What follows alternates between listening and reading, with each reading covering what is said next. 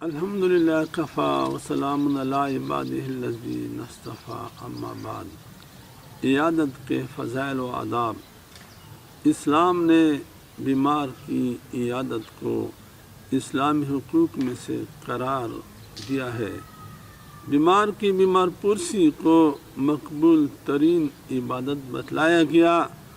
حضور اکرم صلی اللہ علیہ وسلم نے مریض کی عیادت کے متعلق گراں قدر ارشادات فرمائے، مفید ہدایات دی اور خود اپنا نمونہ پیش فرمایا۔ مریض کی تیمارداری اور مزاج پرسی کو اسلامی نظامی معاشرت میں بڑی اہمیت حاصل ہے۔ آپ صلی اللہ علیہ وسلم نے مختلف طریقوں سے عیادت کی ترغیب دی۔ خود آپ صلی اللہ علیہ وسلم کا دستور اور معمول بھی تھا کہ مریضوں کی عیادت کے لیے تشریف لے جاتے، تسلی دیتے، دم فرماتے اور صحت یابی کے لیے اعمال ارشاد فرماتے۔ بخاری شریف میں حضرت ابو موسیٰ اشعری رضی اللہ تعالیٰ عنہ سے روایت ہے کہ رسول اللہ صلی اللہ علیہ وسلم نے فرمایا، بھوکوں کو کھانا کھلاؤ، بیماروں کی عیادت کرو اور ناحق جو لوگ قید کر دیے گئے ان کی رہائی کی کوشش کرو۔ حضرت ابو ہریرہ رضی اللہ تعالیٰ عنہ راوی ہے کہ رسول اکرم صلی اللہ علیہ وسلم نے فرمایا، اللہ قیامت کے دن فرمائیں گے، اے ابن آدم، میں بیمار ہوا، تو نے میری عیادت نہیں کی۔ بندہ عرض کرے گا، اے میرے رب، میں آپ کی عیادت کس طرح کرتا؟ آپ تو دونوں جہانوں کے رب ہے۔ اللہ رب العزت ارشاد فرمائیں گے، کیا تجھے معلوم نہیں ہوا تھا کہ اگر تو اس بیمار بندے کی عیادت کرتا تو مجھے یعنی میری رضا اس کے پاس پاتا؟ پھر اللہ رب العزت ارشاد فرمائیں گے، اے ابن آدم، میں نے تجھ سے کھانا مانگا اور تو نے مجھے کھانا نہیں کھلایا۔ بندہ عرض کرے گا، اے میرے رب، آپ کو کھانا کس طرح کھلاتا؟ آپ تو کھانا پینے سے پاک ہے، آپ دونوں جہانوں کے رب ہے۔ اللہ رب العزت ارشاد فرمائیں گے، کیا تجھے یاد نہیں کہ تجھ سے میرے فلاں بندے نے کھانا مانگا تھا اور تو نے اسے کھانا نہیں کھلایا تھا؟ کیا تجھے علم نہیں تھا کہ اگر تو اسے کھانا کھلاتا تو اسے یعنی اس کے بدلے میں میرا ثواب میرے پاس پاتا؟ پھر اللہ رب العزت ارشاد فرمائیں گے، اے ابن آدم، میں نے تجھ سے پانی مانگا اور تو نے مجھے پانی نہیں پلایا۔ بندہ عرض کرے گا، اے میرے رب، میں آپ کو کس طرح پانی پلاتا؟ آپ تو پانی ان چیزوں سے پاک ہے۔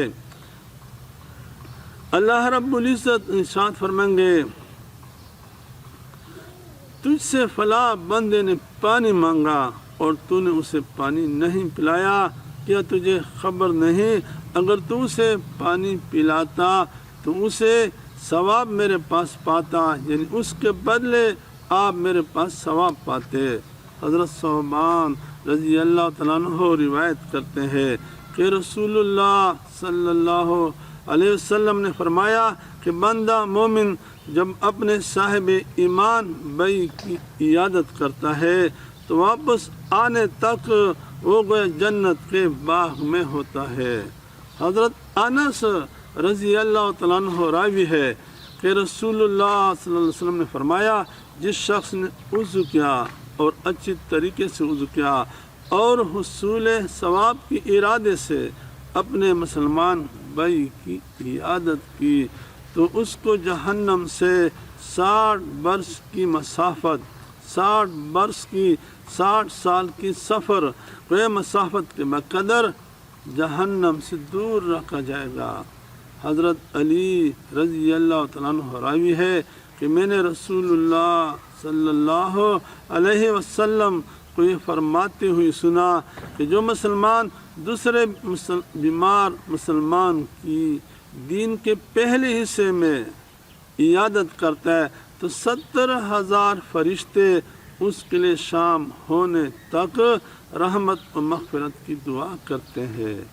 اور جو مسلمان دن کے آخری حصے میں یعنی زوال کے بعد عیادت کرتا ہے تو 70,000 فرشتے اس کے لیے صبح تک رحمت اور مغفرت کی دعا کرتے رہتے ہیں، اور جنت میں اس کے لیے ایک باغ مقرر کیا جاتا ہے۔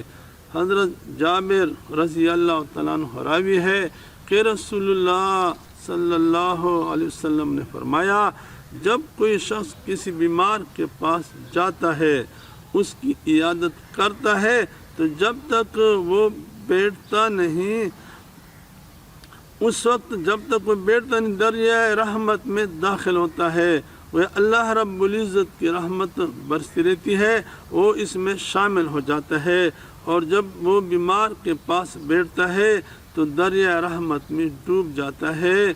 آج پوری دنیا میں جہاں جہاں بھی مسلمان کرونا وائرس سے بیمار ہے، اللہ رب العزت اپنی قدرت کاملہ سے سب کو شفائے کاملہ عاجلہ نصیب فرما دے، آمین ثم آمین۔